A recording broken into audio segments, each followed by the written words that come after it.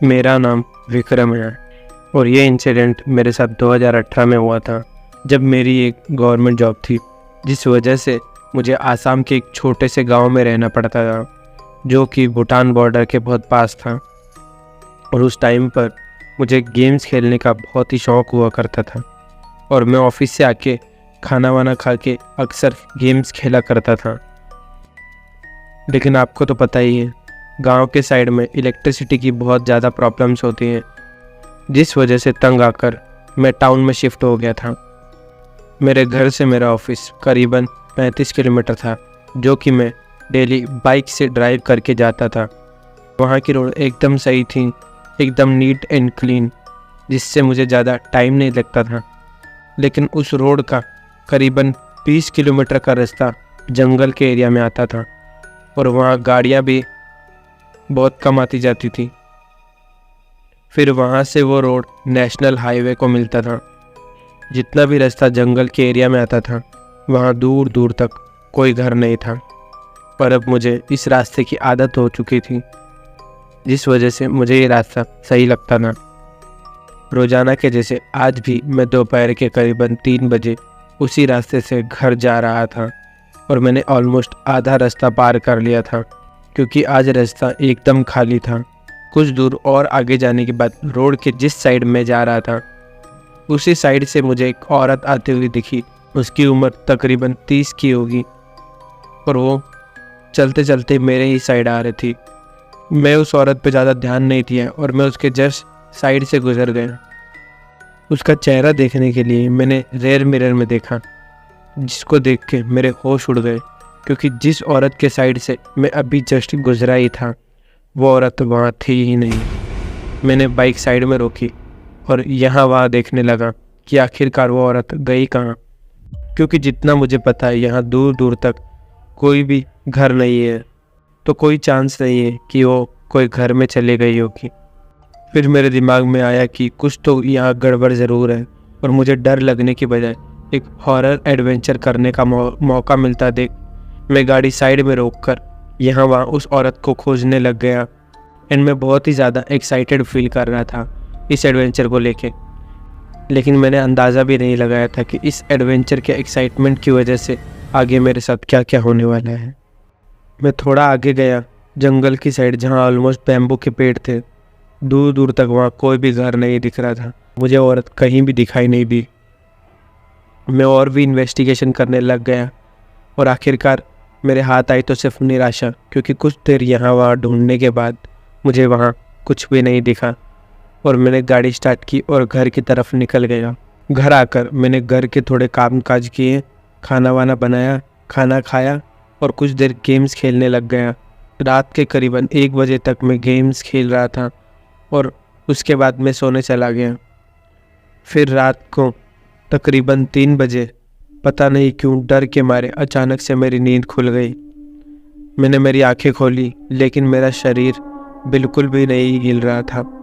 मैं उठने की कोशिश कर रहा था, लेकिन मेरा शरीर मानो कि फ्रीज हो गया हो, और शायद इसे ही स्लीप पैरालिसिस कहते हैं, जो कि मैंने पास्ट में बहुत ही ज़्यादा एक्सपीरियंस किया है। तो मुझे पता था कि इससे बाहर कैसे आना है। हर बार के जैसे मैंने अपनी आंखें बंद करके सोने की कोशिश की। जितनी बार भी मुझे पहले स्लीप पैरालिसिस हुए थे, आँख बंद करके मैं सोने की कोशिश करता तो कुछ देर में मुझे नींद आ जाती। लेकिन आज पता नहीं क्यों, आज मुझे बिल्कुल भी नींद नहीं आ रही थी और धीरे धीरे पता नहीं क्यों मुझे और भी डर लगने लग रहा था। मुझे मेरे कमरे में आसपास किसी के होने की प्रेजेंस फील हो रही थी। फिर कुछ देर बाद मुझे ऐसा फील हुआ कि मुझे पीछे से कोई टच कर रहा है, जिस वजह से मेरी पूरी की पूरी बॉडी ठंडी पड़ने लग गई और अब मुझे और भी ज़्यादा डर लगने लग गया था। इस बार के स्लिप पैरालिसिस में मेरे लिए शॉकिंग बात तो ये थी कि पहले कभी भी मुझे ना तो कभी डर लगा था, ना ही किसी की प्रेजेंस फील हुई थी। लेकिन आज मुझे बहुत ही ज़्यादा पूरी तरह से एक नेगेटिव प्रेजेंस फील हो रही थी। मैं बुरी तरह डर गया था। मेरे गले से आवाज़ तक नहीं आ रही थी। मैं बोलने की बहुत कोशिश कर रहा था, लेकिन आज मेरे गले से एक आवाज़ तक नहीं आ रही थी। फिर मैंने कैसे न कैसे कोशिश करके पूछा, "क क कौन है? कौन है यहाँ पे?" थोड़ी देर तो एकदम सन्नाटा था। फिर अचानक से एक औरत के हंसते हुए कुछ बोलने की आवाज़ सुनाई दी। तुम मुझे नहीं जानते? मेरा नाम जानना चाहते हो? क्या करोगे मेरा नाम जान के? ये सुन के मैं पागल हो गया और डर के मारे चिल्लाते हुए मैंने बोला, कौन है? प्लीज़ मुझे अकेला छोड़ दो। मैंने तुम्हारा क्या बिगाड़ा है? प्लीज़ मुझे छोड़ दो। मैं तो तुम्हें जानता तक नहीं हूँ। इतने में उस औरत ने फिर से एक अजीब सी हंसी के साथ बोला, मैं तुम्हें छोड़ के कहीं नहीं जाने वाली। मैं तो तुम्हारे लिए ही आई हूँ और अब मैं हमेशा तुम्हारे साथ रहूंगी। फिर अचानक से एक गहरी सी आवाज में उसने बोला, मैं तुम्हें अपने साथ ले जाने आई हूँ। मैं डर के मारे बहुत जोर से चिल्लाया, क्यों? मैंने तुम्हारा क्या बिगाड़ा था? मैं तो तुम्हें जानता तक नहीं हूँ। प्लीज प्लीज मुझे छोड़ दो, प्लीज। फिर उसने बोला, क्यों? अब क्या हुआ? तब तो तुम मुझे वहां जंगल में बड़ी खुशी से ढूंढ रहे थे, और अब मैं जब तुम्हारे पास आ गई हूँ तो तुम मुझे जाने के लिए बोल रहे हो। उसके बाद क्या हुआ मुझे कुछ भी याद नहीं था। मेरी आंख सीधी सुबह खुली थी और आई गेस या तो मुझे नींद आ गई थी या फिर डर के मारे मैं बेहोश हो गया था। सुबह जब मैं उठा तब मुझे बहुत ही तेज फीवर हो गया था, जिस वजह से मैंने आज ऑफिस से भी छुट्टी ले ली थी और आज का पूरा दिन मैंने डर और घबराहट में ही निकाला। और अब मुझे यहाँ अकेले रहने में और यहाँ अकेले सोने में भी बहुत डर लगने लग गया था। मैं अपने पेरेंट्स को भी यहाँ नहीं बुला सकता था, बिकॉज मैं उनसे बहुत दूर किसी दूसरे स्टेट में रह रहा था। आज की रात मेरे साथ फिर से वही हुआ।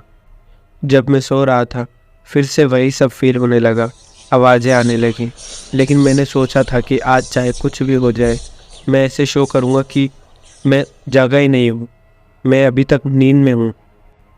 कुछ देर बाद मुझे फिर से कल की तरह फील होने लग गया, जैसे कि मुझे कोई पीछे से टच कर रहा हो। फिर उसी औरत की आवाज़ मुझे सुनाई दी, क्या हुआ? तुम मुझे पसंद नहीं करते हो क्या? मैं तो तुम्हें बहुत पसंद करती हूँ और मैं तुम्हारे लिए ही यहाँ आई हूँ। तुम मुझे छोड़ के तो कहीं नहीं जाओगी ना? और मैं तो तुम्हें कभी नहीं छोड़ने वाली, मैं तो हमेशा तुम्हारे साथ रहूँगी। मैं बस उसकी बातें सुने जा रहा था। मैंने बिल्कुल भी रिएक्ट नहीं किया, ना मैं वहाँ से बिल्कुल भी हिला, ना कुछ बोला। चुपचाप मैं सो रहा था और उसकी बातें सुन रहा था।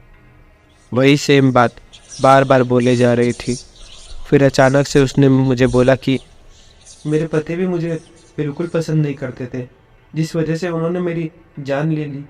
और वो बस आगे अपनी कहानी बोले जा रही थी कि कैसे इसके पति ने उसे मारा, वो कौन से गांव में रहती थी, कहाँ रहती थी। उसने एक एक डिटेल मुझे बताई।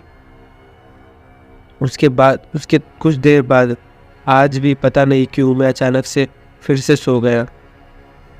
अगले दिन मैं उठा और आज मैंने ठान दिया था कि जो भी हो जाए मेरे साथ, ये जो कुछ भी हो रहा है, मैं आज के आज उसकी जड़ तक जाऊंगा और पूरी बात पता करके आऊँगा। मैं ऑफिस के लिए तैयार हुआ। ऑफिस में मेरे एक दोस्त जिसका नाम राम है, उसको मैंने सब बातें बताई और हम दोनों मेरी बाइक पर उसी जगह पर जाने लग गए जो जगह उस औरत ने मुझे कल रात को बताई थी। राम यहाँ का लोकल था, तो उसे यहाँ के ऑलमोस्ट सारे रास्तों का नॉलेज था। जैसे जैसे उस औरत ने वो रास्ता बताया था, कैसे न कैसे पूछते पूछते हम वहाँ तक पहुँचे।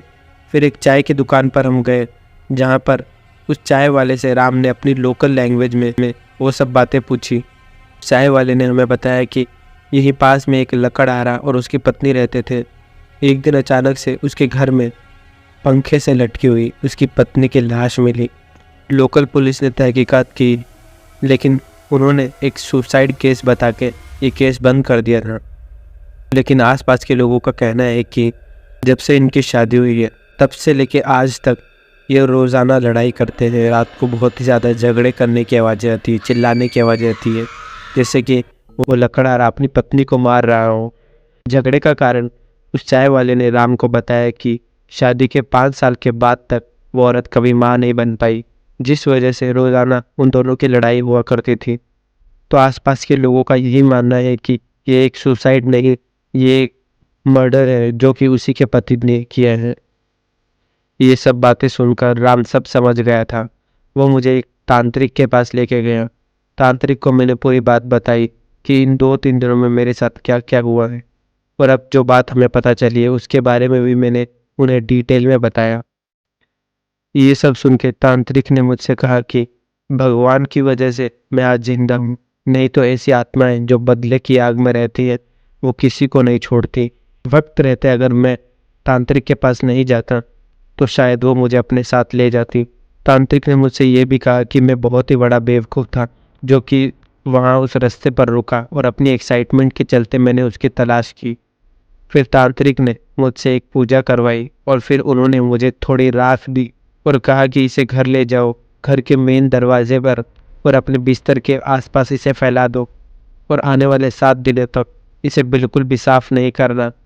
तांत्रिक ने जैसा जैसे बताया था मैंने वैसे वैसे सब किया, और उस दिन के बाद आज तक ना ही मुझे उस औरत की आवाज़ सुनाई दी है और ना ही मुझे उसकी प्रेजेंस फील हुई है। तो दोस्तों यही थी आज की कहानी। आई होप आपको आज की स्टोरी अच्छी लगी होगी, और अगर स्टोरी अच्छी लगी है तो वीडियो को लाइक कर दो, चैनल को सब्सक्राइब कर दो, और अगर हाँ आपके पास भी कोई भी real life horror and creepy experience हो तो आप मेरे इंस्टाग्राम या मेरे ईमेल पर आप मुझसे वो स्टोरी शेयर कर सकते हो। मैं मिलता हूँ आपको एक और नई हॉरर एंड क्रीपी स्टोरी को लेके। तब तक के लिए बाय बाय।